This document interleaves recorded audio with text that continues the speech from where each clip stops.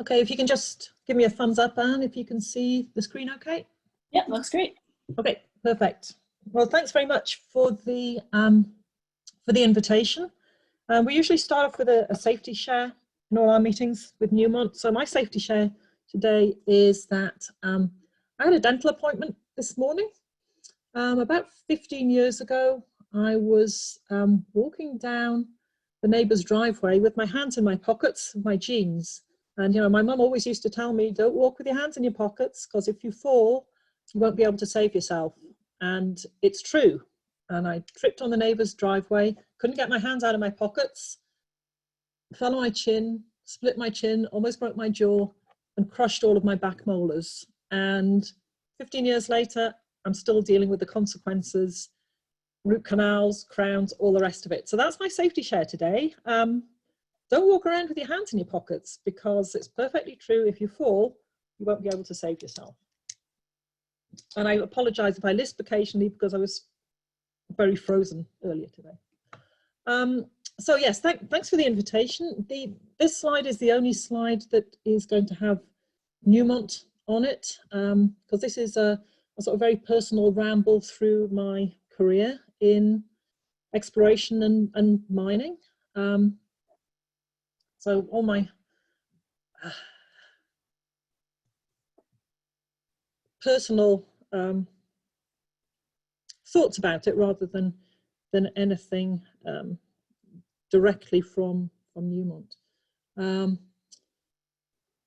4 decades in geology. I went to university in 1979. It doesn't seem like 4 decades, but I keep doing the math and it still comes out as 40 years. So I guess it must be right. I've worked as a geologist in academia, in consulting, and in the mining and exploration industry. And as Anne said, I'm currently Global Chief Geologist for Newmont, based here in Denver. So this is really a look at how I got here from where I started, what's changed in that time, what I've learned, not just in terms of geology, but more in terms of life lessons. How we can adapt to the current restrictions we're working under, because this talk is really going to be very different to what I might have given a year ago in terms of advice to people coming into the industry, and also a bit about what the future looks like, because I think there are some changes underway right now that are going to fundamentally change the way that we work as geologists in the future.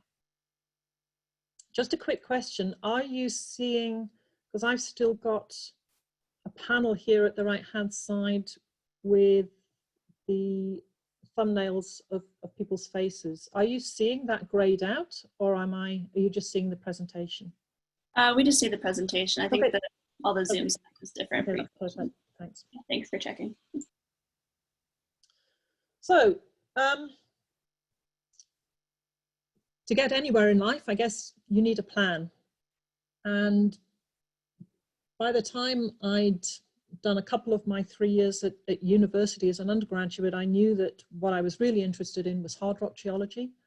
And in my final year, I took all of the options that I could that were going to focus me into exploration and mining. So I did metamorphic petrology, igneous petrology, all microscopy, every mineral deposits course I could lay my hands on. And this is how I sort of envisaged myself in future, in working in a mine, applying my trade as a professional geologist. However, life doesn't always pan out the way you expect it. And it's always important to have a plan B. Let me get my pointer going here, if I can. Pointer options. Okay, so this is gold price. This is where it was when I went into university, and it fell off a cliff shortly before I graduated. And all the jobs that were around in exploration just evaporated overnight. So gold lost half its value in that particular bust cycle. And it's not unusual in this industry that happens. And this is just gold, but you know, when gold sneezes, the entire mining industry catches a cold. And so it wasn't just me, but my friends who were also intending to go into the mining industry. You know, we were all suddenly left with our plans, not quite in tatters, but certainly put on hold for a while. And I think one important thing is that I don't know anybody in the industry who has had a really linear path from A to B. You take all sorts of roundabout excursions and you learn from all of them. But you have to be a bit resilient in terms of getting to your ultimate goal. So as I say, when I graduated, I had to have a kind of change of plan. Why can't I go to the next? Oh. Oh, speaking of a change of plan, have you just lost my PowerPoint? There we go. Let's try that again. Right, there we go. So I went back to school. I went to the Royal School of Mines in London and did a master's in mineral exploration, and then was asked to stay on and do a PhD. The master's course was great. It covered exploration methods in geochemistry and geophysics. We did field work where we actually applied some of those methods in the field. And we had a 6-week independent project. And in my case, I looked at Landsat data around the Vredefort Dome. Then my PhD looking at light hydrocarbon anomalies around carbonate-hosted base metal deposits as an exploration tool, which is one of these methods where, you know, it seems to work, but nobody quite knows why. Possibly the most valuable thing, apart from the sort of training in some of the fundamental exploration methods, the most valuable thing for me during this time was that, you know, London being then and it still is a centre of mining finance, there were lots of people came through London who had really good stories to tell about exploration successes and case studies of well-known deposits and how they were actually found. And what rapidly became apparent is that, you know, we were being taught about specific deposit types and deposit models, and this is how you would explore for them. But in the case studies, there was usually something a bit different about them that required the geologists to do a bit of lateral thinking. Whether that was, you know, the model told us that we should be drilling to the west, and we put all of these holes in towards the west and didn't get anywhere. And then as we were running out of money, we turned the rigs around and we drilled to the east and we hit the ore body. There were lots of stories like that in exploration. And it really sunk home that you can't be too prescriptive when it comes to ore deposits, because there's always something different. Every new deposit has its own particularities, and you have to be very flexible in the way that you think about them. And rather than thinking in models, you have to start thinking about the process and the geological setting and how that might produce this extraordinary concentration of metals, rather than being too hidebound about the models. So that was a very important lesson for me at that time. So I came out of the School of Mines with my master's in mineral exploration and my PhD in my back pocket. Still no jobs in exploration or mining to be had. So for the next 10 years, I guess, I was at Aberdeen University in Scotland doing mapping contracts for the British Geological Survey. And the survey at that time was operating more as a consultancy, and they had contracted out a lot of the basic geological mapping to universities. So I worked on 2 remapping projects for the basic 1 to 50,000 geological map sheets. Wonderful areas of geology in Scotland, beautiful place to work when the sun was shining, which it does occasionally in Scotland. It doesn't rain all the time. And what was really fascinating is that these were the areas that George Barrow of the famous Barrovian metamorphic zones, he'd been the original geological mapper. So he had mapped these areas 100 years previously. And his original field maps are still archived in the Geological Survey in Edinburgh. Excuse me. So I could take his maps, get photocopies of them, and go out into the field with George Barrow's maps. And he was very accurate with positioning where the outcrops were. And it was fascinating, reading what he'd written about them in this beautiful cursive writing on his field slips. Now, clearly we have a lot of tools in now that they didn't have at the time, and the interpretation's different, but it was interesting taking his field slips out with me. He also drew little tents and put, GB tent and the dates where he was camping in various areas. Geological mapping, it's a fundamental skill for a geologist to develop. And when you have to produce a geological map, rather than going out and doing fieldwork for sampling, for example, if you're producing a map, you have to have this great attention to detail. You have to make observations across scales. So what you record at an outcrop scale, you have to be thinking all the time, how does that fit into the larger scale of the map that I'm looking at? How does it fit together with what I understand with regional geology? We were mapping at 1 to 10,000 scale to produce ultimately a 1 to 50,000 scale map. So you had to be thinking about how everything fits together across those scales, really. And it's also exceptional training in a 3D thinking, because you have to read the landscape all the time. And whatever you put on your two-dimensional map is a representation of three-dimensional geology. So all that field work, all the time you're thinking, how does it fit together in 3D? And the picture I put up here, this beautiful green valley, this is all underlain by limestones. And then up at the top of the hill, this is shales. So it's rougher ground, it's poorer ground, there's a lot of heather, but you don't get this green grassland that you get in the valley here. And there's this curved bit of outcrop, which is a lake dike that's cutting through the area. It looks curved here, but that's just the intersection of a more or less planar dike with this valley, a little stream running down the middle of it. So being in the field, and I did eight years of field work, 4-month field seasons, being in the field and producing those geological maps, it's a fantastic apprenticeship in geology, and has been hugely useful to me as a professional. For one thing, you have to map everything, so you have to make sense of everything that you see. You can't be selective in what you're looking at. And also that three-dimensional thinking, putting everything that you see all the time into that three-dimensional context, and thinking how it developed through time as well. So there's also that fourth dimension.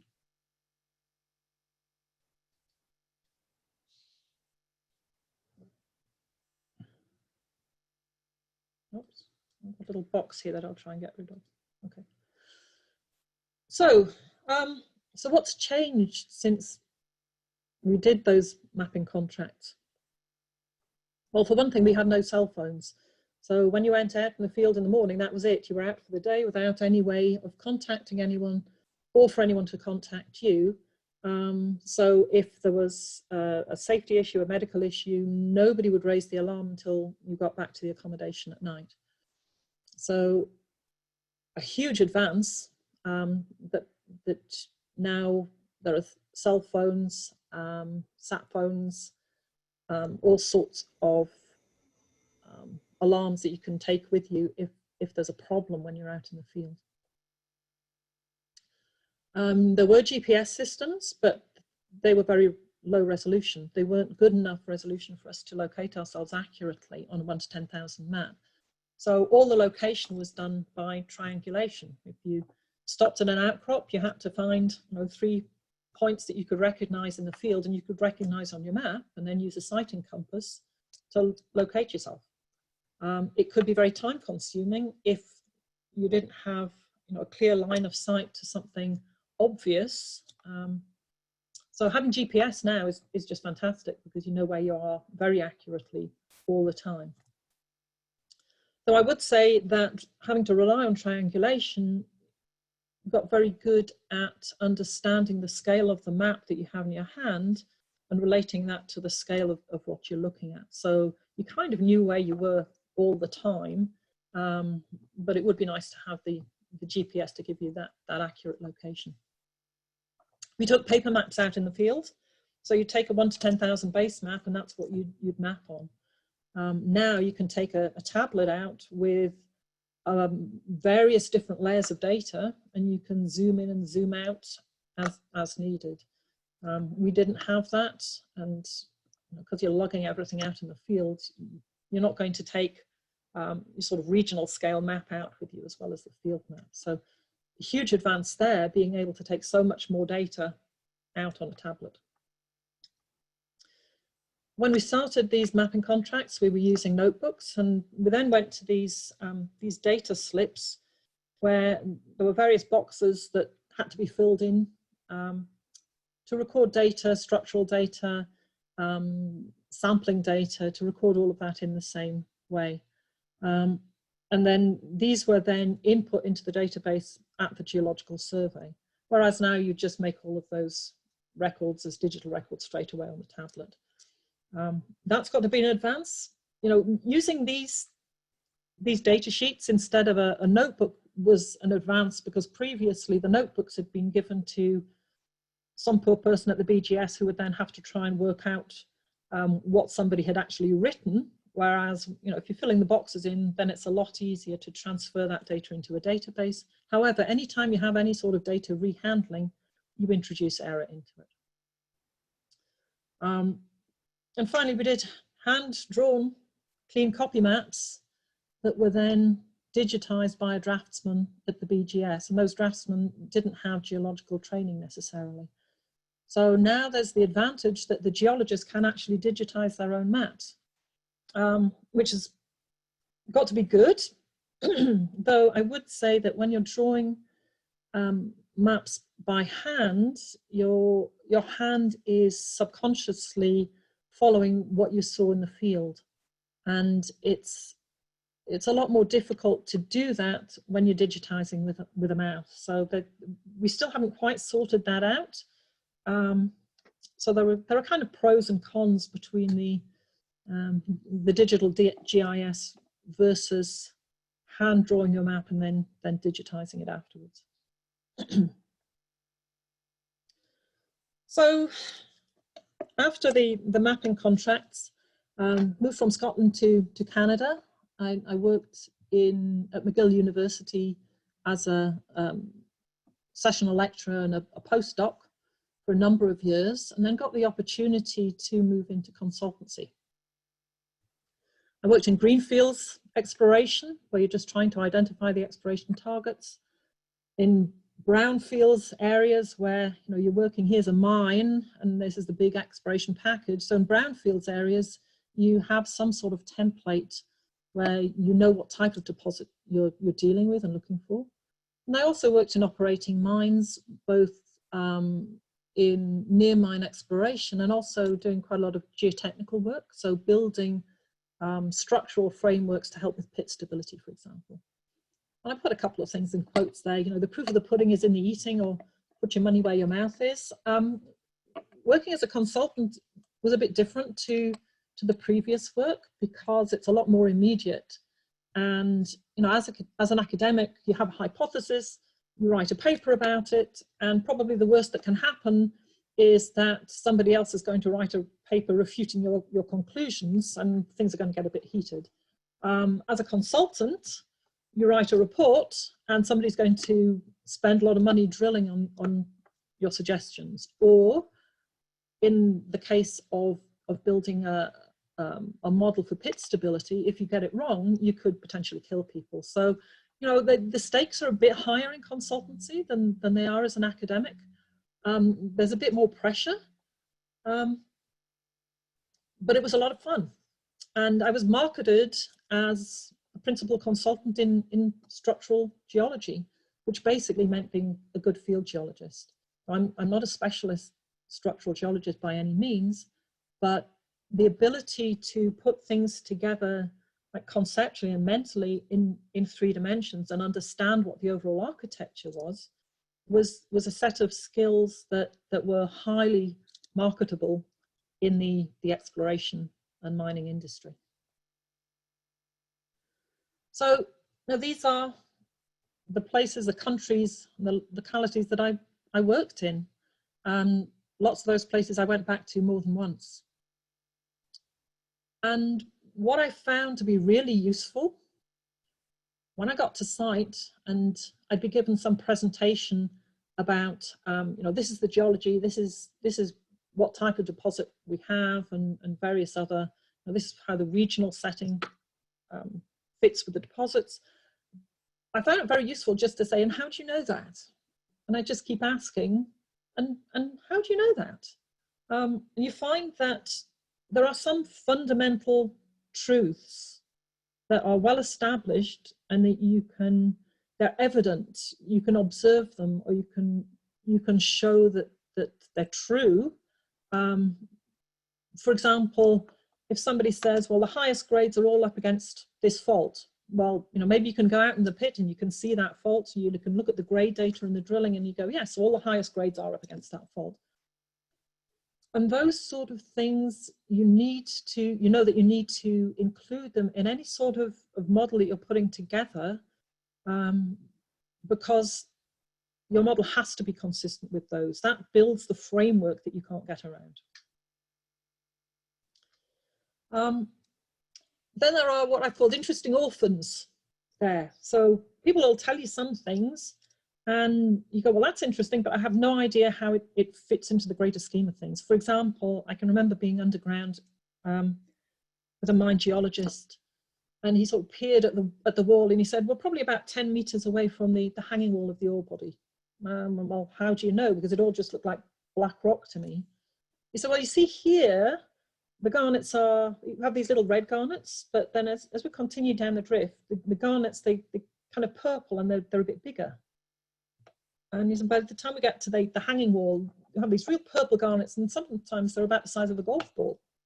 And it's like, well, that's not something that you'd read in any of the published papers about that ore body. But you could see it again and again. And it's like, well, that's really interesting. I have no idea what it means, but I'm going to remember that because it might be useful down the line. And then there are the myths. Sometimes you'll be told something, and when you ask, well, how do you know that? If you track it back, you'll find that, you know, maybe it was a suggestion in a paper 40 years ago and 50 miles away, and it doesn't actually have any bearing on the deposit that you're working on. And sometimes people can be quite adamant about it. They'll tell you, well, you know, this is a really big strike slip fault. It's got, you know, however many kilometers of offset, right lateral offset. And you go and look at it and you find that, well, actually, there are vertical quartz rods on this surface, and it doesn't look like a strike slip fault to me. And you try tracking that back, and it's just a myth. There's no basis, there's no factual basis for it whatsoever. And those things, you go, okay, and you know, sometimes you can just say, well, okay, I don't believe that's true, but it doesn't impact what I'm doing. Sometimes you have those myths and you go, well, you know, I'm sorry, but this is just incorrect, and it's demonstrably incorrect, and this is the alternative, and if you look at it this way, it's going to make a lot more sense. So quite important to sort out the fundamental truths, the interesting orphans, and the myths when you get to site. And it's also important to listen to the site geologists and the things that have puzzled them, because sometimes there are parts of the puzzle that once the penny drops about one thing, then the rest of the system all kind of hangs together. There was one project that I was working on where I'd spent all week with it was actually a retired chief geologist, but he'd come back to spend a week with me, and you know, we toured around and he showed me all the key outcrops, and we looked at the core and we looked at the maps. about the last day he was in the office, he said, you know, the one thing that's really puzzled me is that in this part of the area, these folds at the south part plunge south, and then you just go kind of over here, and these folds in the north part of the zone, they plunge north. He said, I've never been able to work that out. And then he left. And I sort of puzzled about that for a while, and went back to the maps, had another look at the core, and then I realized that actually they're the same folds. They're just folded over later folds. So here they plunge south, over faultinge, and they plunge north. And there's an extra set of folding, and the two fold episodes are more or less coaxial, so they're not easy to distinguish. But once the penny had dropped there was a whole lot of other, well, some of these interesting orphans, little bits of information that I hadn't been able to place, but suddenly fell into place. It suddenly made sense, and I started to see the bigger picture. So key for me, and advice, if you go to site, just keep asking those questions. How do you know that? And then listen to the pain points. Listen to what keeps the site geologists awake at night. What do they puzzle over? And those are some really key ways of getting to the roots of the issues. And just looking at that map, what people ask me quite often is, well, what was your favorite project, or what was your least favorite project? What was the worst place you've been? And I find that really hard to answer, because I enjoyed all the work, actually, and I would go back to all of those places, to be honest. I was lucky in a way that when I was a consultant, I worked as an associate consultant, so I wasn't on a salary. I was paid a percentage of my charge out rate. So, on the downside, it means that you don't have the certainty of a salaried position, so you're always trying to generate the next project. But I had a very supportive partner, and he had a job, so at least we knew the mortgage was going to be covered. On the plus side, there was flexibility, so I could chase the projects that I was really interested in, and I could work less over the summer holidays when the kids were off school. So, pluses and minuses, but like I say, I would go back to any of these places in a heartbeat. I really enjoyed it. The only project I didn't do that I was offered, I apologize if you keep getting a box up here. I keep trying to kill it and it keeps popping back. The only project I didn't take was a due diligence project on a nickel play right down here in the southeast corner of Turkey, where there's a sort of triple junction between Turkey, Iraq, and Iran. And I was asked to go with a bunch of New York financiers who were going to put up the money for this project. And it was a time when that part of the world was seeing a lot of instability. And I did pass up on that project. I have to admit, I decided that somebody else could go and do that.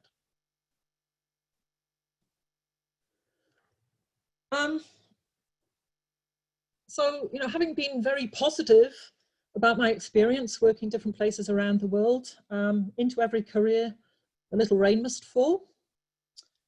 And there are still people that you will come across, that you have to work with, who, even before they've met you, they don't want to work with you because of your gender, your orientation, the color of your skin, your accent, the fact you remind them of their cousin, whatever. But you have to work with these people. And I put this quote up here. Whatever women do, they must do twice as well as men to be thought half as good. Luckily, this is not difficult, which is frequently quoted. And until I put it together on this presentation, I didn't actually know who had said that.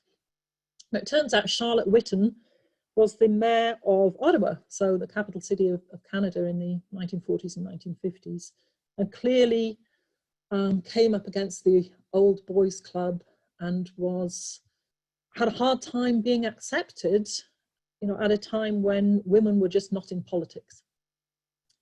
Now, you know, luckily we've come a long way, certainly so far as gender equality goes. But I think you could insert the name of other minorities in that phrase for the mining industry and realize that we haven't come as far as we perhaps should have done. So you're going to meet people with these deeply held prejudices, and you have to work with them. And my advice really is, don't try and debate with them, don't try and argue them out of their position, because you'll find that they can't articulate really what their position is. They just know that they don't like you, or they don't think very much of you. And the reason that they can't articulate their position is that they don't actually know themselves. It's often rooted so deeply in their way of thinking that they don't themselves understand it. It's just part of their mental makeup. And if you try and argue with them, they're going to walk away and you won't have changed their mind one bit. It's just going to make you very, very annoyed. So my advice is, don't try and debate it. The best thing you can do is just show how good you are. The best answer to prejudice is being successful at what you do, which gets back to that being twice as good. And maybe then open the door a little bit for the person who comes after you. If they think, well, you know, I still don't like women geologists, but Sally did an okay job, so maybe we'll give this other woman a chance to do the work too.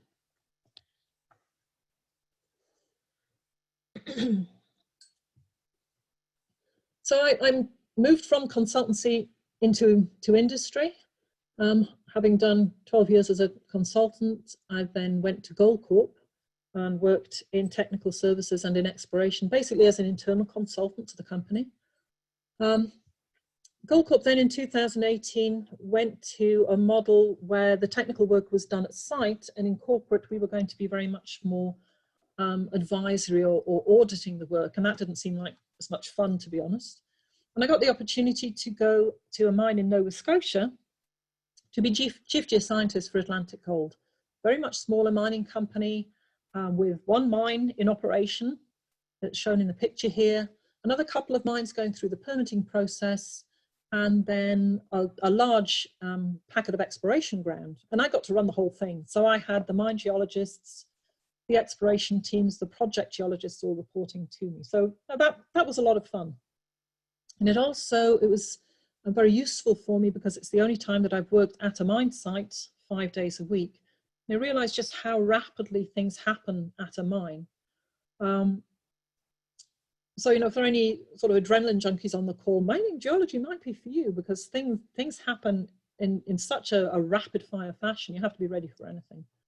And I realized that some of the solutions that I tried to implement at mines as a consultant and when I worked for Goldcorp, I was being very ambitious because I hadn't really appreciated how much pressure those guys are under day to day.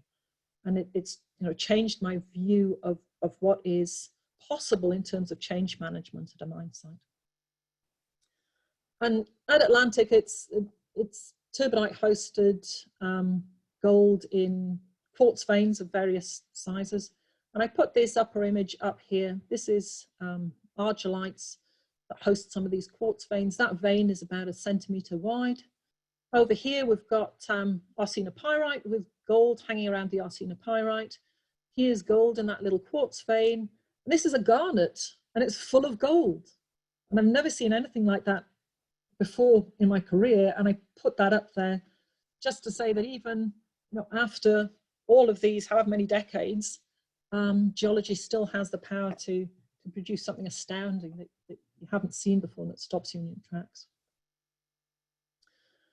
So 2019, a couple of things happened. Atlantic Gold were bought out by Santa Barbara, an Australian company, which meant that rather than having my little empire and being pretty much autonomous, there was going to be a lot more oversight from Australia. And Newmont took over Goldcorp. And I was contacted by Newmont and advised that the current global chief geologist was about to retire, and I'd worked with him before, and they said, you know, perhaps this is a job you might like to apply for. So I did, and I was, you know, lucky enough to be the person who was offered the job at the end of the process. And one interesting thing about this is that all of these jobs were either offered to me directly, or I was told, this is something you should apply for. How do you get into that situation? You have to be good at what you do, but it's also that networking bit. You have to be out there. You have to be talking about what you've done. You have to get to know as many people as possible. And this is something where, if I was giving this talk last year, I'd be saying, so go to conferences, talk to speakers, make those personal connections face to face, right? So how can you do that in a pandemic? Well, you can still go to conferences. I mean, the advantage is that the conferences are now online, so they're cheaper. There are so many podcasts out there, and I've just thrown a couple up, but I'm sure you know you could spend your entire day listening to podcasts, and the great and the good, telling you about what they've done, and there are webinars. So the software houses run webinars. Some of these you have to pay for, but some of them are free. So Sequent, who have Leapfrog software, Esri, that have the Arc suite, they run a lot of webinars where you can just go and see how these software packages are being used in industry. And then join LinkedIn, you know, get on LinkedIn, join interest groups, connect to people, see where their connections are, and see what's going on in the industry in general. And exercise your critical faculties. If you're listening to these presentations, you know, start asking those questions. And how do you know that? Don't just take everything as gospel, but listen critically. And if you were going to ask a question, if it was a conference and you could put up your hand at the end of the session and ask a question, what would that question be? And if you have a burning question at the end of these, by all means, contact the speakers. Most people will love to get some feedback because it means somebody was actually listening to the presentation. And a lot of geologists will just love talking about their science and will be more than happy to answer a sensible question. So I would recommend, you know, don't feel shy about contacting people afterwards. It might take them a while to get back to you because everybody's busy, but if you've got a question to ask, then, you know, go ahead and ask it in the virtual world, because it is important. It is important to get known. It is important to get out and meet people, even if it is through a screen. So I want to talk just a little bit about geological models in exploration and mining, looking at where we are now and where we might be in the future. Now, exploration models, we've typically got limited data. We might have geophysics, geochemistry, a little bit of drilling. You know, maybe we've drilled out ore bodies up here at the surface, but out in the greenfield space, we need to use a bit more our conceptual deposit models, think about the regional geology, think about the geodynamic basis, and have a sort of process model in our minds when it comes to putting the exploration model together. In the case of mining, we've got very much more extensive data. You know, here's an open pit, we've done a lot of drilling, define grade domains, and then use those to produce this grade block model, which is our resource estimate, which will then be used for mine planning. It's always important to learn new skills. You know, the exploration process, we develop these conceptual targets, we'll drill it, log the core, assay the rocks, modify the targets, drill it again, and so on. And hope that eventually we have something that holds together enough where it's an economic ore body. It used to be that we'd produce a cross-sectional interpretation like this. So here we've got the drilling, and the geologist has made a stab at putting the units together. And made a coherent interpretation. And we used to have to digitize those cross sections and then link them together in software packages to make a three-dimensional model. More recently, we've gone to these implicit models where we can build a three-dimensional model directly from the log drilling. And on the right-hand side here, this is the Penasquito breccia pipe in Mexico. So on the right-hand side is the implicit model built directly from the log drilling. And as you can see, it's, apart from the colors, which are different, it's pretty similar to the interpretation that the geologists have made. This is the first stab, of course. If you're just using the logging, what you really want to do is wind in the structural data, the mapping, and so on, to produce a 3D model, which is, can then drive the exploration targeting or the resource estimation, depending what scale you're working at. The advantage with the implicit modeling is that it's already consistent in 3 dimensions. If we're trying to build something from drill sections through something like a breccia pipe, it's much more difficult to do it section to section because there's very little continuity. So big advances in building 3D models over the last few decades. 40 years ago, there was no leapfrog. So things have certainly improved in that space. In future, we're still tending to have a geologist logging the core and then that data going to somebody else to do the modeling. We need to bring that modeling closer to the core shack so the geologist who's logging is also building the models. Right now, the models, and they can quickly get up to tens of gigabytes, the models right now tend to live at the mine site or at the exploration site on a computer, and somebody comes to site and they update the model at site. What we're looking at now is having the model living on a cloud-based server so that the laptop is simply a terminal that taps into that, and you can be updating that model from anywhere. We can have virtual reality review of the models so that you don't just have the model on a laptop. You can walk around inside the model. You can put those virtual reality headsets on, and you can walk around inside the model. And you can have the site geologist walking around inside the model with their avatar, and the exploration manager in the office in town, and the global chief geologist in Denver, and we can all be walking around together inside the same model. And this is what we're working on now. The next step, so far as modeling goes, is probably how we incorporate uncertainty, because we're still tending to use our data and even sparse exploration data, and we end up with one targeting model. And we tend to think that that's true unless we prove it otherwise. So how do we incorporate uncertainty in our models? How do we incorporate our understanding of the geodynamic setting in our models? So we're still thinking of our cross-sectional model and building that in 3 dimensions, but how do we go to the next step of what we do with our targeting models? Lots to come. Models in mining, here's another quote. Geologists are the chefs and the engineers eat what we cook. So in other words, it's up to the geologists to put the geology together so that the mining engineers can ultimately build a mine around it. This is a little potato volcano with a sausage in the middle. And this is cabbage, I think, and I have no idea what this is, but it was jolly good.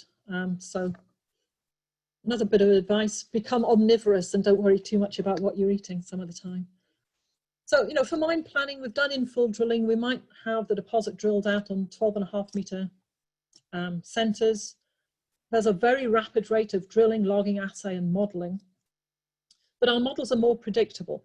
We should already have a geological model that we're pretty sure about. We're just fine-tuning the model. So the future, so far as our 3D models in mining, rather than just having a geologist logging kilometers of core, there are various core scanning technologies. Some of these use, where instead of logging the core, you'd simply scan the core and build a geological log from the scan. Some of these scan in the visible light spectrum, so they're basically logging the same way as a human would log it. Some of them, as I've got in the picture here, with all those bright colors, these are spectral logs. So they're picking up features outside the visible light range, and they're particularly good for identifying mineralogy in alteration that we simply don't see when we're logging it with the naked eye. And you can start by telling these scanning systems, you know, this is how I've logged it, this is how you've logged it, this is my interpretation. But after a while, these scanning systems use machine learning to teach themselves.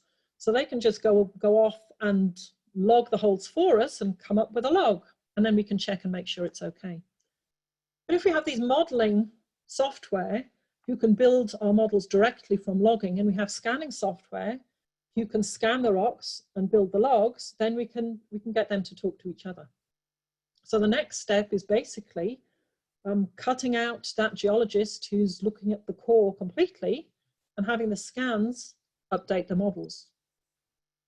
And then as long as the model is within a certain tolerance, it just runs through.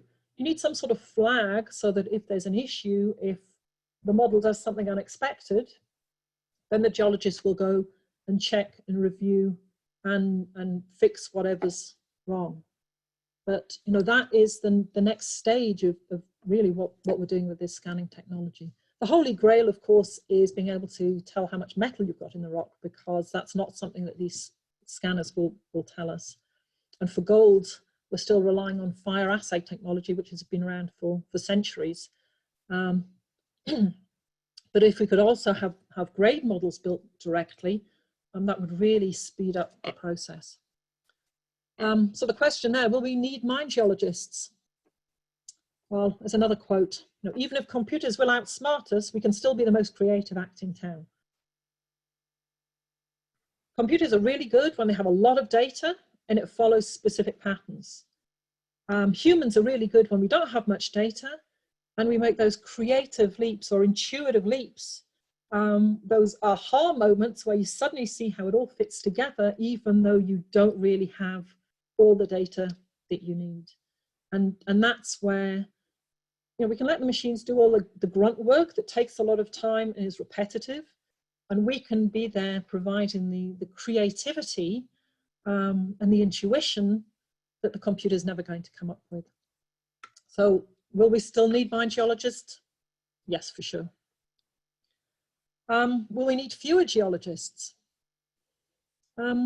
We'll probably have fewer geologists at site. What we've learned during this pandemic, well, what we've been forced to learn during this pandemic is how few geologists we need at a site to run a mine properly. And I put a picture there of a typical mine accommodation where everybody is living cheek by jowl in trailers. You're often sharing the sleeping part of the trailer. There might be 2 people in there, there might be 4 people, shared bathrooms, shared cafeterias.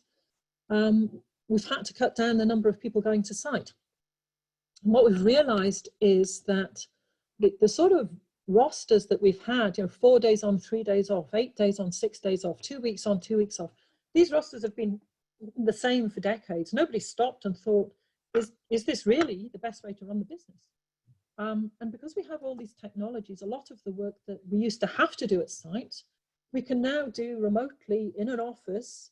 Or, you know, we've had geologists working at home for months and they've still been undertaking a lot of their routine work you know, very, very well. So in future, we will probably see fewer geologists on those rapid rotations in and out of site,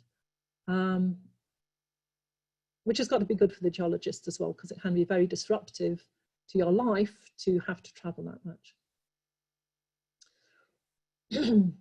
I've also put there 21st century mining. What people haven't talked about very much is the fact that this move to a low carbon economy is going to require a huge amount more metal. The Natural History Museum in London did a little calculation. The British government have said that by 2035, so 15 years, all cars will be, or all vehicles on the road will be electrical. There will be no more internal combustion engine.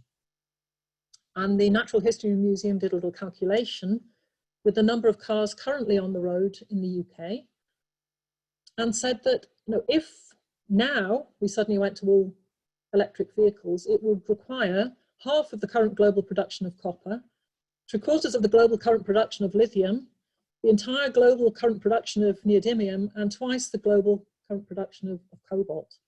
So if globally we are moving towards this low carbon economy, we are going to need vast quantities of battery metals. Now, you know, the battery technology is going to get more efficient and so on, but mining is not going to go away anytime soon. We are going to need a lot more mining going ahead, and more mining means more geologists. So time's going to be good for you guys just coming into the industry. And the other thing that I've got on there is the great crew change. You're probably wondering why there's a bunch of surfers at the bottom of the page, but you know, the demographic in exploration and mining, there are lots of people like me, mid-50s to mid-60s, who've been through several boom and bust cycles. And you tend to accumulate a lot of shares because mining companies like paying their people in shares. And those shares in good times are worth a lot of money, and in bad times, not so much. So there are lots of people in the industry just hanging on to ride that last wave into shore, cash out and retire. And this is the 5-year gold price. You probably can't see 2019's there, 2020's there. So, you know, this little spike there is when the pandemic hit. So some of this upside is due to the pandemic, the current uncertainty. But, you know, gold was on a bit of an upswing before that. And where gold goes, the rest of the metals lead. So I'm like very bullish on what happens to mining over the next little while, and things are going to up over the next 5 to 10 years in terms of positions in the industry. And I'm already seeing it. You know, my contemporaries, I see them on LinkedIn quite often saying, well, after however many decades, I'm hanging up my boots and retiring. So it's beginning now, the great crew change, and it's going to get faster going forward. So we're almost done now. I've meant to stop talking a bit before this, but you know, I've been talking about me and I've been talking about geology. So you know, two of my favorite things. I'm sorry if I've rambled a bit. But you know, I really do think there are great opportunities ahead, and it'll be very interesting to see what the new generation comes up with. I'm sure you're going to come up with entirely new ways of doing things. For example, with mapping, you know, we have tablet mapping, but the people who developed that were used to mapping on paper. So we've just taken an old way of doing things and slapped a digital method on top of it. You know, maybe there's a rethink. We're still producing a 2-dimensional map of 3-dimensional geology, but you know, can we actually map in 3 dimensions? Instead of taking a tablet out with a GIS, can we take a tablet out with a 3-dimensional surface in there and map directly on the 3-dimensional surface? If we don't have a 3-dimensional surface, you know, can we take a drone out in the field and have the drone produce our 3-dimensional topography for us? And if it's producing a topography, maybe we put a scanner in it and it can produce some basic lithological distribution map for us. You know, who knows? That interaction with artificial intelligence. Again, we've had to learn how to use computers and how to interact with computers. And the generation that's coming in is far more used to integrating with computers in all sorts of ways. Even looking at gaming. You know, we've got these fantastic graphics.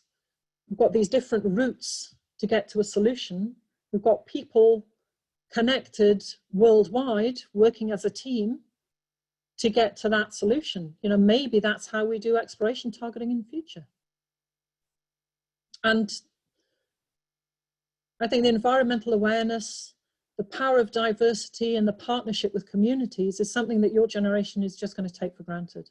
It's going to have a far less colonial or patriarchal view of what mining should be. And that's going to be, you know, good for the industry.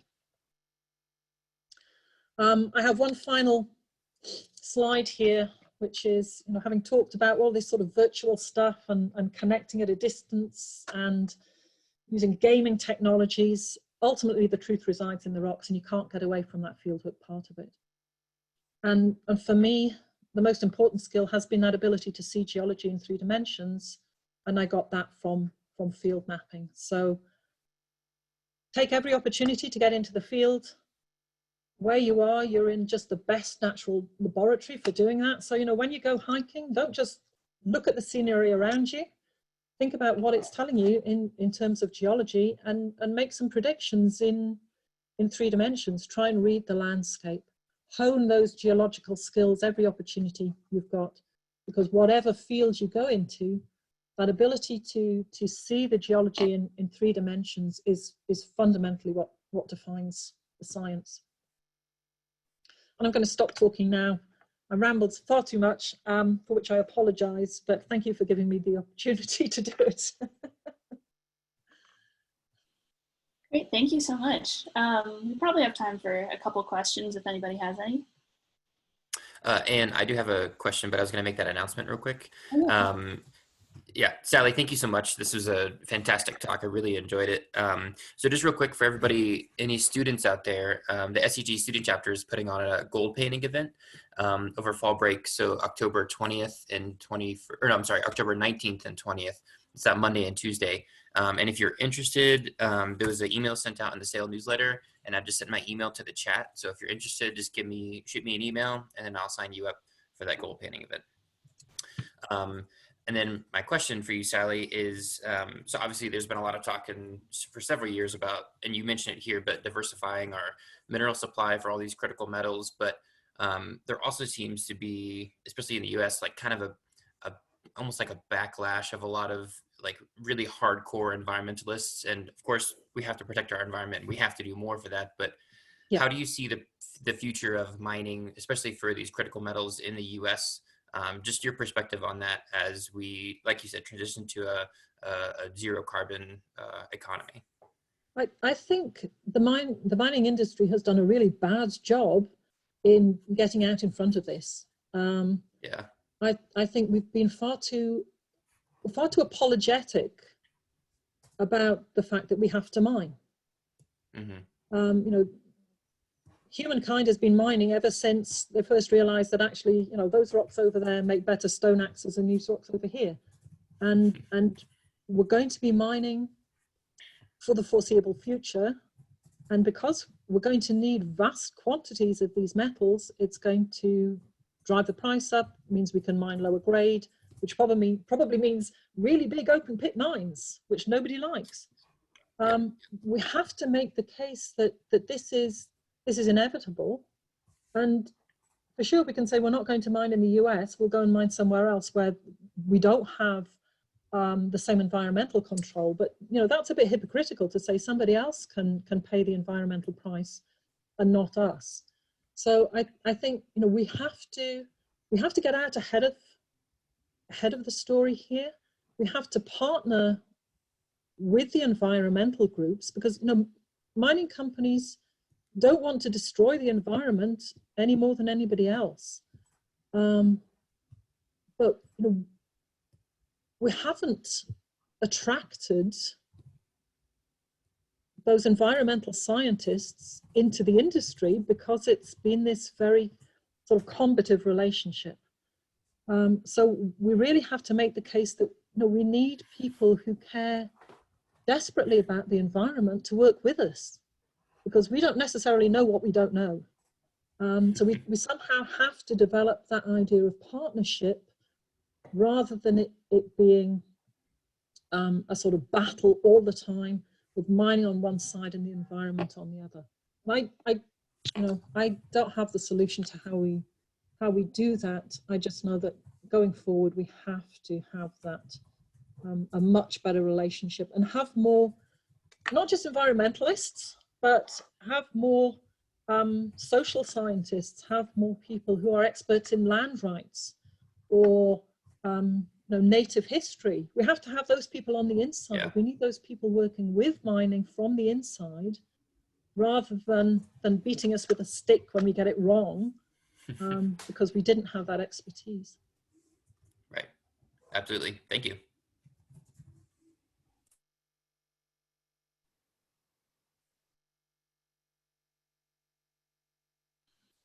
All right, any other questions? If you have them, you can go ahead and unmute yourself. Hey, I have a question. Yeah.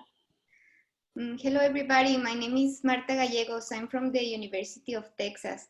Firstly, I want to tell you that I enjoy immensely your talk. Very inspiring. Thank you very much. Thank you. And I'm conscious that, as you mentioned, the current situation with the pandemic difficulties all the interactions with in general, right? But it makes almost impossible the interactions between the students and the industry. So I want to ask you, how can I apply in the future to obtain an internship in the Newmont exploration team? We have internships. We put them on hold this summer because normally for geologists we'd be sending interns out in the field, and it was so uncertain over the summer that we put the whole internship process on hold. We will be generating it again because what we've realized is, you know, we can still run field programs. What we can't do is send people around internationally, but we still have field programs that people can be involved in. And we can also, because we've learned how to do a lot of this in the virtual world, we can still have people, you know, working in an office, you know, have somebody working in the office in Denver, but working with a mine in Argentina, or working with a mine in Ghana, for example. So we've had a sort of a rethink about, you know, how that internship program should work. And the other thing that we're going to start up again is having a grad program, so that you know, when people graduate, they can go into a position in Newmont where they're flagged as sort of potential high flyers, and will then for a certain number of years, and we haven't decided about that yet, but they'll get the opportunity to work in exploration, to work at mine sites. So that is also going to be something coming up. In terms of just the general connecting to people, you know, that human connection is still really important, and it is difficult to do it right now, where we're all living in this virtual world. But, you know, seriously, after this talk, you know, find me on LinkedIn, connect to me, and then rummage around to my LinkedIn profile and see who else I've got as connections that you know, you might be interested in connecting with. Find somebody local who you can perhaps just go and have a coffee with, even if they're, you know, they're retired now, they're no longer working, or if they're working in a different part of the industry. You know, there's maybe somebody who's working in petroleum geology, and just drop them a note and say, well, can we possibly just meet over coffee with our masks on, you know, 6 feet apart, and just have a discussion about how to find a job. You know, what do you recommend? And those personal connections are really important. It's really important to build that network. And it is more difficult right now. I'm not going to lie about that. It's a lot easier if you can go to a conference in person, and then you spot the speaker at the bar in the evening, and you wander over with your beer and say, well, I really enjoyed your talk, and this is who I am. And like I say, geologists are, we're all enthusiasts. You know, if we wanted to do a job where you could sit in an office and make a lot of money, we probably wouldn't be doing geology. We're all doing it because we love what we do, and we love talking about it. And you know, you get the odd one who's awkward, but most people would be really happy just to sit down and have a chat. And if you have to do it virtually, you know, like I say, shoot people a message, and most people will respond, given enough time. You know, everyone's busy, but but you have to, yeah, we have to find ways to keep that sort of human connection going through this period, because we don't, right now we don't know how long this is going to last. Okay, thank you.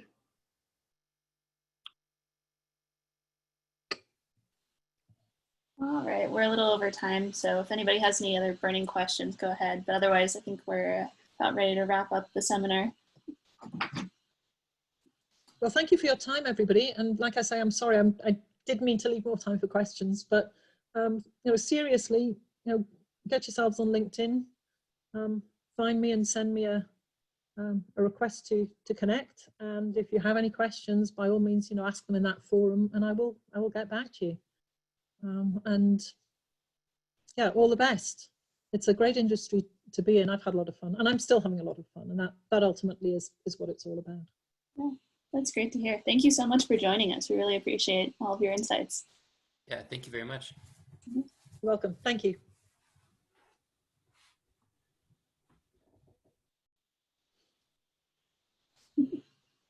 All right. Cool. That was our best turnout for a seminar yet this year. So good job, Yeah, that was everybody, awesome. for coming. All right. All right.